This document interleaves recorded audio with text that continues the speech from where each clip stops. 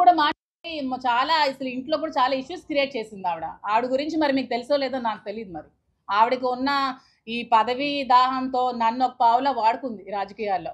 నన్ను వాడుకొని నన్ను ఇలా చేసింది. ఏమి ఈ 25 yearsలో శ్రీని గారు చాలా మంది లేడీస్తో పాలిటిక్స్లో చాలా మంది పొలిటీషియన్స్ లేడీస్తో ట్రావెల్ చేస్తూ ఉంటారు కదా. చాలా మంది ఎంపీటీసీలు ఉంటారు, ఎంపీపీలు ఉంటారు, ప్రెసిడెంట్లు ఉంటారు, అందరూ లేడీస్ ఉంటారు. ఎప్పుడు చాలా మందితో లేడీస్తో మాట్లాడతారు. మరి అందరు లేడీస్తో మాట్లాడితే నన్నే ఎందుకు ఆవిడ ఇచ్చేయాలి, ట్రాప్ చేయాలి? ఆవిడ నన్ను ట్రాప్ చేసింది. నేను శ్రీని గారిని ట్రాప్ చేయడం కాదు. ఈవిడ నన్ను ట్రాప్ చేసి నన్ను ఒక పావులాగా వాడుకొని ఆవిడ టికెట్ పొందడానికి నన్ను యూజ్ చేసుకుంది ఆవిడ. నేను ఎవరిని ట్రాప్ చేయలేదు. ఏంటి రాజకీయాల్లోకి వస్తే ఎవరైనా రాజకీయాల్లోకి వస్తారండి. మొన్న ఎలక్షన్లో ఫస్ట్ ట్రిప్ నిలిచిన వాళ్ళు కూడా గెలిచారండి. అదంతా లక్ అండి. రాజకీయం మా చిన్నప్పటి నుంచి ఉంది. రాజకీయం చేయాలంటే ప్రతి ఒక్కరు రాజకీయాలు చేయగలరండి. దాంట్లో ఏముంది? పూర్వం నుంచి మాకు వచ్చింది. ఇవన్నీ ఎందుకండి కబుర్లు? ఇప్పుడు ఓకే, మీరు ఆ క్వశ్చన్ అడిగారు కదా సౌమ్య గారు, శ్రీని గారిని ట్రాప్ చేశారని. శ్రీని గారిని ట్రాప్ చేయాల్సిన అంత అవసరం నాకేముంది? మార్నింగ్ ప్రెస్ మీట్లో వాణి గారే చెప్పారు, ఫైనాన్షియల్ క్రైసిస్లో మేము ఉన్నాము, శ్రీని గారు ఒక షర్టు బనియన్తో వచ్చారు, అతనికి ఏమీ లేదు అని చెప్పారు.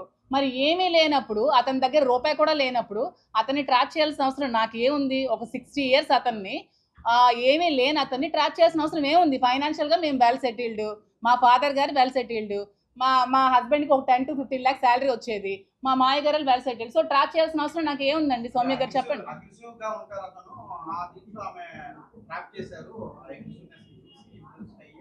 అదేనండి, ట్రాప్ చేయడానికి చిన్నపిల్లలా అని అడుగుతున్నాను నేను. శ్రీని గారు ఏమైనా చిన్న పిల్లడా? ట్రాప్ చేస్తే పడిపోతారు చెప్పండి మీరు.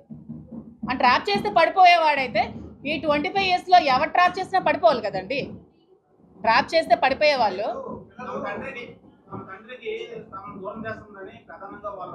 తమ తండ్రి అన్నారు కదా. ఈ 2 yearsలో తండ్రి ఎక్కడున్నాడో, తిన్నాడా, ఉన్నాడా, ఇల్లుందా, ఎక్కడున్నాడో, ఏ రోడ్డు మీద ఉన్నాడో ఎవరికైనా తెలుసా? చాలా మంది వచ్చేవాళ్ళు కదా అతను ఇంటర్వ్యూస్ తీసుకోవడానికి. అతను ఎలాంటి సిచ్యువేషన్లో ఉండేవాడో, కొన్ని రోజులు రోడ్డు మీద ఉన్నారు. ఆ విషయం తెలుసా పిల్లలకి? మరి అప్పుడేమయ్యారు పిల్లలు? అది తండ్రి కోసం వాళ్ళు ఇక్కడ ఏం జరిగిందో అది మీరు వాళ్ళకి శ్రీని గారికి అడిగితే మీరు చెప్తారు అక్కడ ఏం జరిగింది. నేను ఆ సిచ్యువేషన్లో లేను. నాకు తెలిసింది ఏమంటే 2 yearsగా అతను చాలా స్ట్రగుల్స్ ఫేస్ చేసి ఇంటికి తాళం ఆవిడ వేసేస్తే నడి రోడ్ మీద ఉంటే మేము చూసుకోవాల్సి వచ్చింది. ఈవెన్ ట్రాప్ చేసి అంటారు కదా, ఎందుకు? ఓకే, శ్రీని గారికి ఏం ఆస్తుందో చెప్పండి నాకు అంటున్నాను నేను. శ్రీని గారికి ఉన్న ఆస్తి ఏమిటి? శ్రీని గారికి ఉన్న ఇల్లు వాణి గారికి ఇచ్చేశారు, శ్రీని గారికి ఉన్న ఫ్యాక్టరీ వాణి గారికి ఇచ్చేశారు, శ్రీని గారికి బ్యాంక్ బ్యాలెన్స్ కూడా 0. శ్రీని గారికి అంటూ ఏం ఆస్తి లేదు. సో నేను శ్రీని గారిని దేనికోసం ట్రాప్ చేస్తానో మరి వాళ్ళకే తెలియాలి. ఎక్కడ సంపాదించారంటే కొంచెం చెప్పండి నాకు కూడా, డీటెయిల్స్ ఏమైనా ఉంటే మరి ఏమైనా మీరైనా ఎంక్వైరీ చేయండి. నాకు తెలిసి శ్రీని గారు పాలిటిక్స్లోకి వచ్చి నీతి నిజాయితీ ఉన్న నాయకుడు ఎవరైనా ఉన్నారంటే శ్రీని గారే. అతను ఏమైనా కరప్షన్ చేయరు సంపాదించడానికి. అతని దగ్గర ఆస్తులు అంటూ ఏమీ లేవు, ఉన్నవన్నీ ఫ్యామిలీకి ఇచ్చేస్తారు. సో అతన్ని ట్రాప్ చేసి నేనేం లబ్ధి పొందాల్సిన అవసరం నాకు లేదు. నేను ఫైనాన్షియల్గా వెల్ సెటిల్డ్. నాకు వైజాగ్లో నాకు ఆస్తులు ఉన్నాయి. మా ఫ్యామిలీ వాళ్ళు శ్రీకాకుళంలో ఎవరికైనా చెప్తారు, చాలా వెల్ సెటిల్డ్ ఫ్యామిలీ. అక్కడ అత్తగారి ఫ్యామిలీ కూడా చాలా వెల్ సెటిల్డ్. నాకంటూ ఫైనాన్షియల్గా నాకు చాలా అసెట్స్ ఉన్నాయి. నేను ఎలక్షన్లో 1 crore to 2 crores నేను ఖర్చు పెట్టాను ఎలక్షన్స్లో. మీరు కావాలంటే క్యాడర్ ఎవరికైనా అడగండి, ఎలక్షన్ ముందు నేను ఎంత డబ్బులు ఖర్చు పెట్టానని చెప్తారు. నా పర్సనల్గా నా అమౌంట్ నేను ఎలక్షన్లో ఖర్చు పెట్టి ఎలక్షన్ చేశాను. సో దేనికోసం ట్రాప్ చేయాల్సిన అవసరం నాకైతే లేదు. ఇది క్లారిటీగా తెలుసుకుంటే చాలా మంచిది.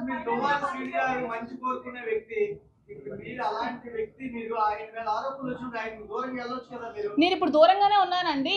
వాళ్ళ ఫ్యామిలీ కావాలంటే కలవమానండి. అతనికి అదే అంటున్నాను కదా, ఆవిడకి ఏమైనా సమస్యలు ఉంటే వాళ్ళ హస్బెండ్తో కూర్చొని తెలుసుకోమానండి, పిల్లలకి అతనికి.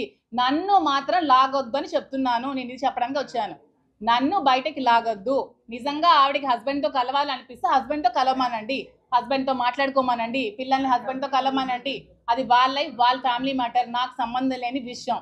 మేడం ఇప్పుడు ఒకటే అంటున్నారు, వాళ్ళు రాత్రి కూడా వచ్చింది, మా ఫాదర్ మాకు దూరం అయిపోయారు, మీరేమో ఆ ఇంటి నుంచి వెళ్ళిపోవాలి, మా ఫాదర్ మా దగ్గర అవ్వాలి అనేది వాళ్ళు డిమాండ్ చేస్తారు. అది మీరు కాదండి, నేను ఇప్పుడు ఇంట్లో ఉండట్లేదు, నేను అప్పుడప్పుడు వెళ్ళి వస్తున్నాను అంతే. వెళ్ళమనండి ఆ ఇంట్లో ఉండాలంటే. అది శ్రీని గారికి వాళ్ళకి సంబంధించిన విషయం అండి.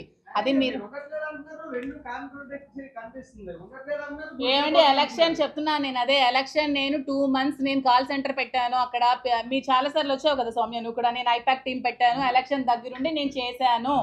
నేను చేశాను, ఎలక్షన్ దగ్గరుండి చేశాను, నేను అక్కడ ఉన్నాను, ఎవరు అడిగినా చెప్తారు నేను ఉన్నాను, ఎలక్షన్ దగ్గరుండి చేశాను, ఫైనాన్షియల్గా నా డబ్బులు నేను ఖర్చు పెట్టుకొని చేశాను, నేను ఉండి వచ్చానని చెప్తున్నాను కదా. దాంట్లో నేను దాయడానికి ఏముంది? డబ్బు కోసం కాదంటున్నారు, ప్రేమ కోసం దగ్గర అయ్యారా?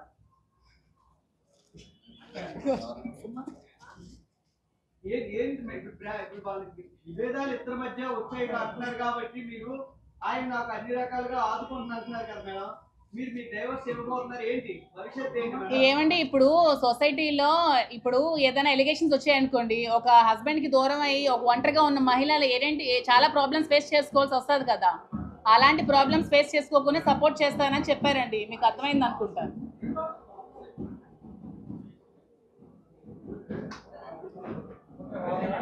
అర్థమైందా? ఇంకేమైనా క్వశ్చన్స్ ఉన్నాయా?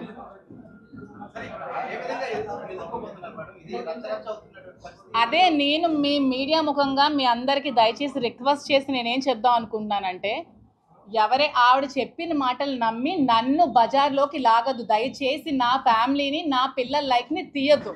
నేను కూడా, నాకు 3 ఆడపిల్లలు ఉన్నారు, నేను ఆ 3 ఆడపిల్లల్ని పెళ్ళిళ్ళు చేయాలి, పెంచాలి, చదివించాలి, చాలా లైఫ్ వాళ్ళకి చూడాలి. ఇంకా చిన్న పిల్లలు, వాళ్ళ లైఫ్ చాలా డిపెండ్ అయ్యి ఉంది, వాళ్ళు ఎంత సఫర్ అవుతారు. ఈ వీడియోస్ అన్ని చూసి అర్థం చేసుకోండి అని చెప్పడానికి వచ్చాను. ఆవిడేదో చెప్పిందని మీరు ఆ వీడియోస్ పెట్టేసి ఆవిడ చెప్పిందని నిజాలు అయిపోవు కదా. ఇప్పుడు నా పిల్లలకు నేను ఏం క్వశ్చన్ చేయాలి చెప్పండి? ఈ వీడియోస్ చూసి మార్నింగ్ నుంచి పిల్లలు అందరూ ఏడుస్తున్నారు, చచ్చిపోతున్నారు, నేను ఏం సమాధానం చెప్పాలి నా పిల్లలకి? ఇష్టం వచ్చినట్టు రాసేస్తారా? ఎవరెవరితో మాట్లాడరా సొసైటీలో? ఎవరెవరితో మాట్లాడట్లేదు? మీరు ఎవరెవరితో మాట్లాడరా? ఎవరెవరితో మాట్లాడట్లేదా? ఎవరెవరు ఫ్రెండ్స్ లేరా? రిలేషన్స్ లేరా? దీన్ని ఇంత ఇష్యూ చేసి నా మీదకి రావాలా? ఆవిడకి ఫ్యామిలీ ఇష్యూస్ ఉంటే హస్బెండ్ దగ్గరికి వెళ్ళి తెచ్చుకోమనండి, లేకపోతే లీగల్గా ప్రొసీడ్ అవ్వమనండి, కోర్టుకి వెళ్ళి తెచ్చుకోమనండి. అతనికి ఆవిడకి అది సంబంధించిన విషయం. నా లైఫ్ని ఎందుకు మధ్యలోకి లాగుతారండి?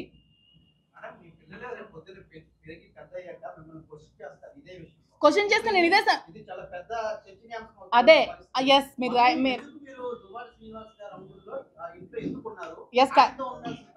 Yes correct point. పిల్లలు క్వశ్చన్ చేస్తారనే ఇప్పుడు నేను శ్రీని గారితో ఉండదామని డిసైడ్ అయ్యాను. ఎందుకంటే ఇది వచ్చిన ఈ మచ్చ ఎప్పటికీ లైఫ్లో పోదు.